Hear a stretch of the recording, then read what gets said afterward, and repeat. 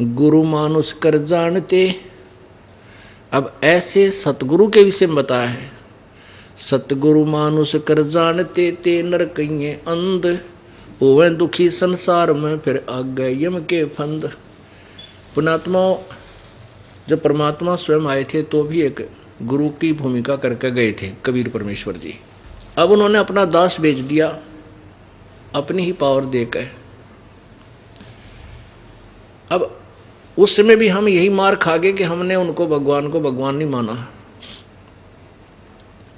और परमात्मा को परमात्मा ना मानकर हम उनको एक संत मानते रहे, जिस कारण से हम भगवान के साथ नहीं जा सके। अब जैसे ये दास परमात्मा कहते हैं गुरु मानुष कर जानते, गुरु को मनुष्य नहीं जाने भगवान मानना चाहिए।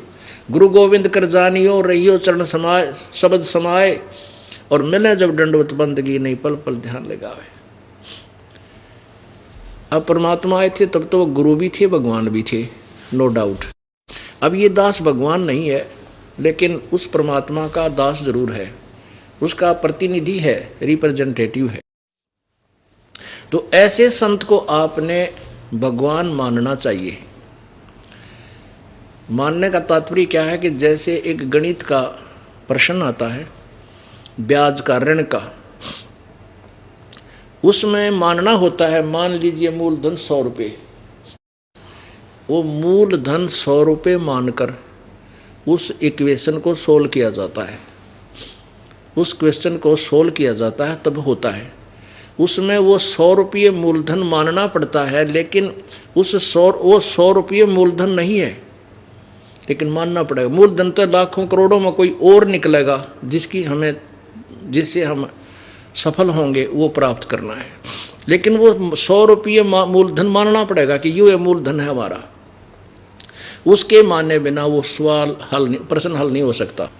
ऐसे ही आपने इस दास को सपोज करना पड़ेगा। सपोज कर लो गुरुजी हमारे कबीर भगवान हैं, और इस दास को भगवान मान के ही चलोगे तो ही आप परमात्मा तक पहुंच सकोगे, उस मूलधन ओरिजिनल मूलधन को प्राप्त कर सकोगे।